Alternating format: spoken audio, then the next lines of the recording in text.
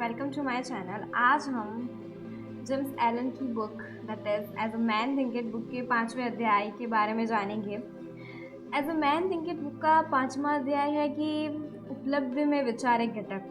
5वें अध्याय में पहले जेम्स एलन ये कहते हैं कि हमें जो सफलता मिलती है और हमें जो असफलता मिलती है उसका कारण हमारे विचार नहीं है। वो कैसे? तो अगर आप कुछ करना चाहते हो तो आप पहले उसके बारे में सोचोगे और फिर करोगे। सोचेंगे कैसे? तो कुछ चीज़ें हमें लगती है कि हम कर सकते हैं और कुछ चीज़ें हमें लगती है कि वी कांट डू इट। पर ऐसा तो नहीं है कि हम नहीं कर सकते। जो हम करने वाले हैं वो आगे भी किसी ने किया होगा, उससे हुआ तो हमसे भी होगा। पर हमारे विचार ही है जिसकी वजह से हमें ये लगता है कि हम नहीं कर सकते। पर जब आप ये सोचते हो कि you can do anything in this world, you will be able to do that particular thing। इसलिए सफलता और असफलता हमारे विचारों पे डिपेंड करती है। जेम्स एलन ये कहते हैं कि आप जैसा सोचते हो आप वैसे ही बन जाते। हमें डॉक्टर अब्दुल कलाम जी की एक कोटेशन, मुझे नहीं पता कि आप सबको पता है कि नहीं पता है, पर डॉक्टर अब्दुल कलाम हमेशा स्टूडेंट्स को ये सजेशन देते हैं कि जब आप उठते हो तो पहले अपने आप से कहो कि you can do anything, this day will become the best day of my life. ये सब बोलना अपने आप को, ये कुछ ऐसे ही नहीं कहा गया है, इसके पीछे रीजंस छुपे हैं। आप जैसा सोचते हो आप वैसे ही बन जाते हो। इसीलिए आप अपने आप से ये कोटेशंस कहोगे तो आपके मन में वो एनर्जी आएगी जिसकी वजह से आप जो चाहते हो वो करने के लिए आप पूर्ण अपना योगदान देंगे। जेम्स एलन ये कहते हैं कि जो सशक्त लोग हैं वो कमज़ोर लोगों की मदद तब तक नहीं कर सकते हैं जब तक कमज़ोर लोग उनकी मदद लेना न चाहें।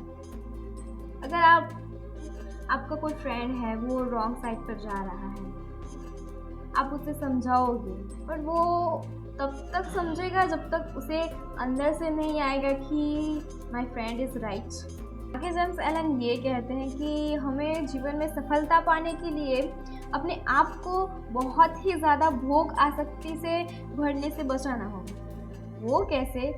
तो आपको पता है कि जब आप किसी चीज़ में बहुत ही स्वार्थ करते हो तो वो आप पे उल्टा हो जाता है।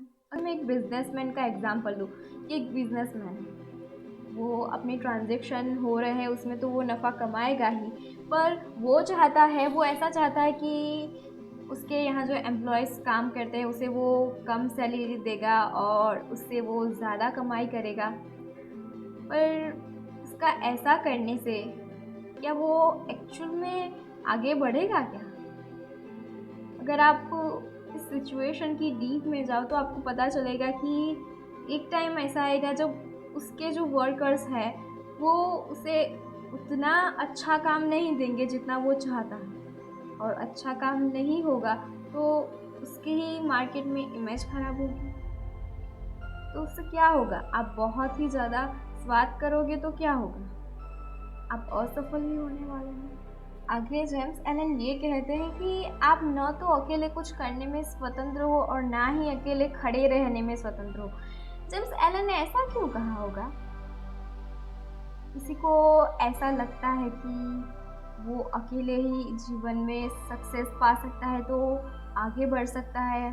It's definitely wrong. आप जब आगे बढ़ते हो तो उसके पीछे आप अकेले का योगदान नहीं होता, उसके पीछे आपकी फैमिली होगी, आपके रिलेटिव्स होंगे, बहुत सी चीज़ें होगी जो आपके पीछे लगी होगी जिसकी वजह से आप वो सक्सेस को पा सकते हैं। इसलिए हम कुछ भी करने के लिए स्वतंत्र नहीं हैं। आगे जेम्स एलन ये कहते हैं कि जो ये ब्रह्मांड है वो अच्छे लोगों की, धर्म संगत रास्ते पे चलने वाले लोगों की मदद करता है। तो ये ब्रह्मांड आपकी तभी मदद करेगा जब आप अच्छे रास्ते पे चलोगे। पहले हमें लगता है कि बुरे लोगों के साथ अच्छा हो रहा है, बट ऐसा नहीं है।